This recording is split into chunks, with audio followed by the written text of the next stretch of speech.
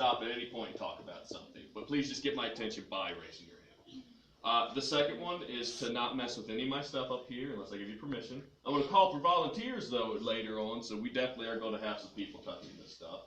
So just wait till I give you permission. The third one's always that funny. That is the purpose of the day, right? Okay. So our first experiment will be using a universal indicator.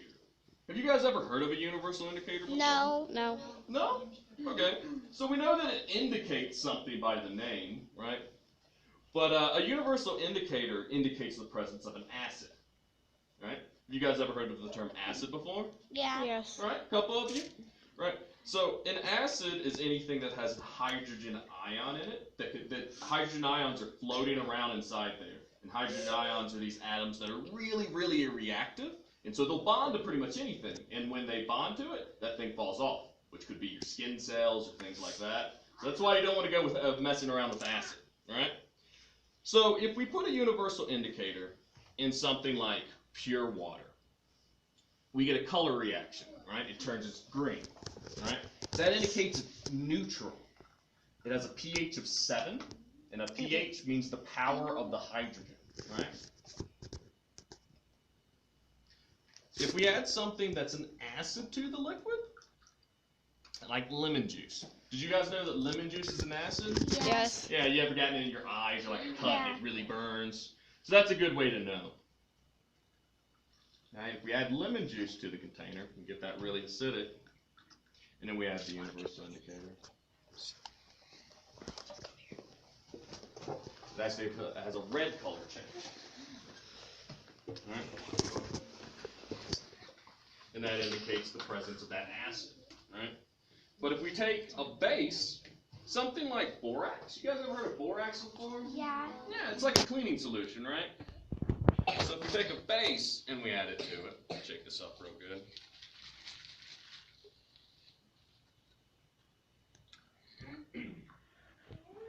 What we should end up with is a much darker color, almost blue or purple. See?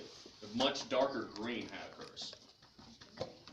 And that indicates the presence of a base. Do you guys know what a base is? No. No? Okay. So in the same sense that acids have hydrogen ions floating around in them, the bases have something called hydroxide ions floating around with them, which is just an oxygen and a hydrogen, right? Combined together. That's what a hydroxide ion is, right? So do you guys have any ideas what might occur if we mix together an acid and a base? No. Do you have an idea? Do you have an idea? An explosion. It won't be quite an explosion, but we will have a chemical reaction. Right? Do we have any volunteers to come up here and actually mix together an acid base? You seem excited. You want to come up here? Okay. So, this is an Erlenmeyer class. Right? To it, we're going to add an acid and a base. Our acid's going to be acetic acid. Right? That's vinegar. You guys have heard of vinegar together, right? Yeah, you put it on your fries or something, right? No? No. Most people shaking their head. So, if we put vinegar inside the Erlenmeyer flask, which you can do, go ahead, just pour some inside there. And don't spill it. That's good. That's enough. Awesome. And then we're going to add baking soda to do this. But we're going to do a little bit of a trick when we add the baking soda. And you guys can do this at home. You can take a balloon, and you can add some baking soda in the balloon by using one of these guys, right? A siphon or whatever you want to call it. So you want to add some baking soda? You might want to take the top off. That'll be the easiest way to do it.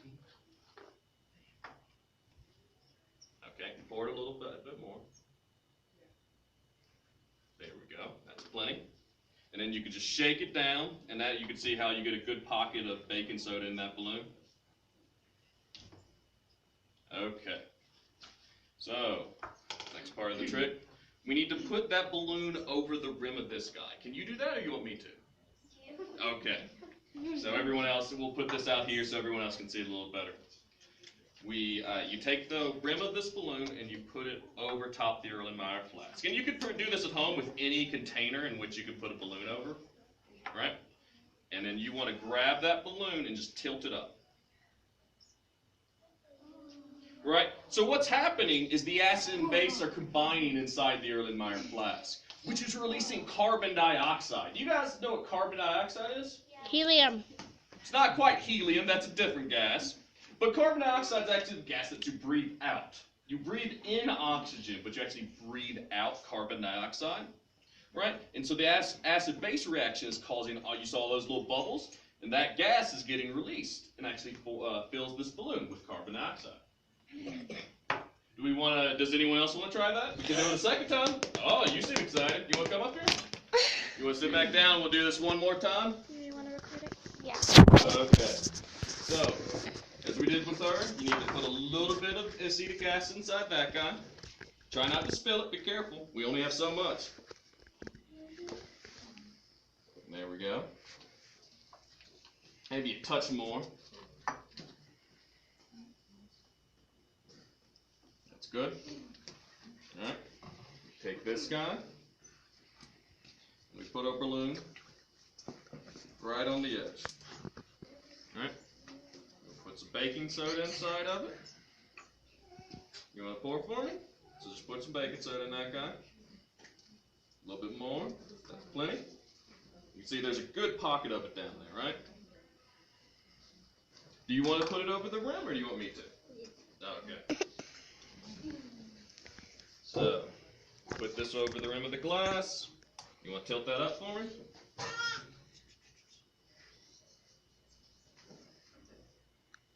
And once again, you get the chemical reaction in which you release carbon dioxide as bubbles.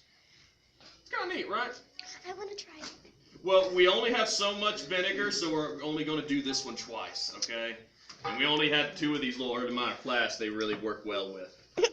But we do have one last set of experiments, which I'm certain we have enough time for. Vinegar and baking soda. Vinegar and baking soda. You guys can definitely do this at home, though. It's a really simple reaction, right? It's the same reaction that you use in a baking soda volcano.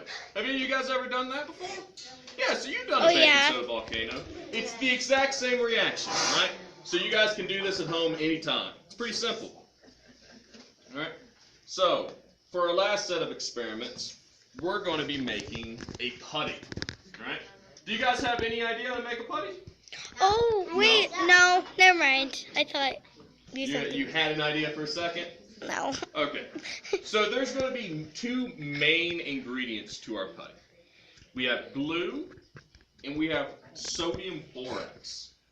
You guys ever heard of, I'm sure you've heard of glue before, right? But have you heard of sodium borax? Okay, so sodium borax is actually like a cleaning solution, right? You could buy it anywhere, at Walmart or something like that. All right? And so how this works is inside this glue, there's something called a polymer, which are these really, really long chains of chemicals, right? You have a unit called a mer, right, which could have like some carbon or some kind of other chemicals attached to it. And that unit repeats over and over and over and over in a big long chain. Have you guys ever like connected paper clips together in a big chain before? Yes. It's kind of the same concept, but you want to think about it on a molecular level, right? That these atoms are the same thing as the paper clips. Right? Does that make sense? Yes. So, in addition to the big long chains, we have borax, or sodium borate, which is this really small but really reactive chemical, right? And so what happens is that the reactive chemical can come in and bond at different points in the chain, right? It can bond at this point at the end of the chain and also this point down here, which will cause the chain to entangle together and become more solid over time, right? And so if we take some glue, we can add it to these different containers right here.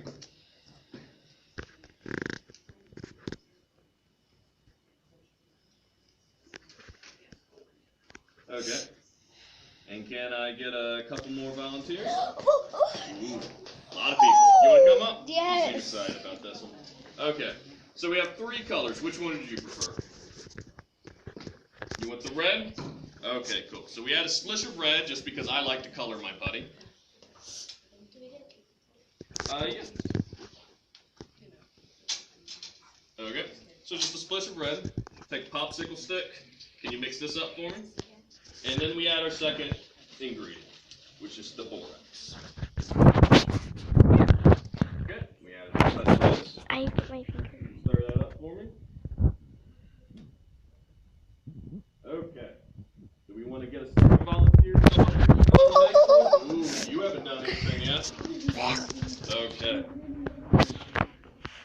that's because it's turning into putty, right? You can see how it's Oh, becoming harder yeah. and more solid. Okay, which I color know do what you putty is. You want blue? So we had a splash of blue. So they'll look cooler. Yellow left. Okay. This is until it gets pretty solid. There might be a little extra sodium borate at the bottom. So mix a little bit of sodium borate in there. Stir that up for me. Okay, and you can actually take that back to your seat and show people as you mix it up how it's changing shape. It's actually turning more into putty. That Okay, is. we have one last one. Ooh, you seem excited. You want to come up here? I know what putty is now. Okay. We're going to do yellow for Let's you so go you can switch distinguish in. between the other two. Wait, let me see it. Come on. Alright. Let the camera see. Okay. You wanna mix Ooh, this post up a this little video on bit with popsicle Instagram. stick? That's cool. Awesome. Now take this guy. Pour a little sodium borate in there. Stir that up for me. And you can take that back to your seat as well. But everyone who's doing that, can you lift up your popsicle stick and show how actually putty it has become? Right? You can actually see that. Right? The glue has become, all those polymers have become tangled with each other, right? So that's made it more solid and actually formed it into more of a putty sort of deal. It won't actually stick to your hands anymore, so you are free to touch that after a while. I stir it up as much as possible because there might be like little pockets of glue in there that you're going to want to break up and mix with the sodium borate before you actually start touching it with your hands. Alright? But that's actually how we make putty. And so if you guys ever do a math science class with me, we usually do this, and you all get one to take home with you. But our great volunteers can keep those if they want. No fair. Okay, so we have a few minutes left. Does anyone have any questions about what we did today? We can go over anything you want, because I want to make sure that everyone knows how to do these at home. You got some, Dad? Could you mix like 2 different colors in here? You could. So the only reason we did the paint is so that's a little colored. These are all primary colors, so you can mix primary colors and make other combinations of colors. I want to make a color. Well, once you mix it, have it formed as putty, it's a little hard to mix it in well. It's the easiest time to put in the colors when it's still glue. You have some, Dad?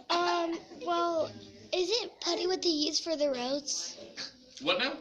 Isn't putty what they use for the roads where it gets hard?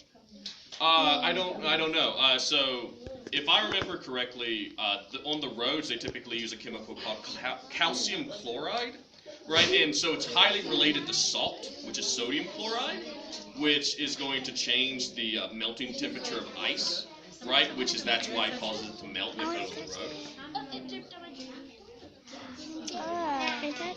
Oh, that is disgusting.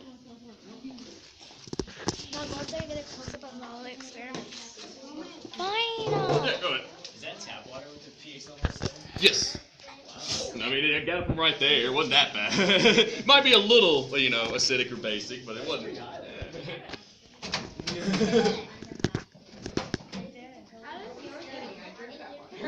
Well, that's high. That's good. Yeah.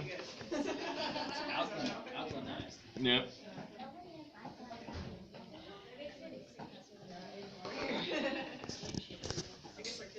Stop it now, Chloe. Yeah, that's good. So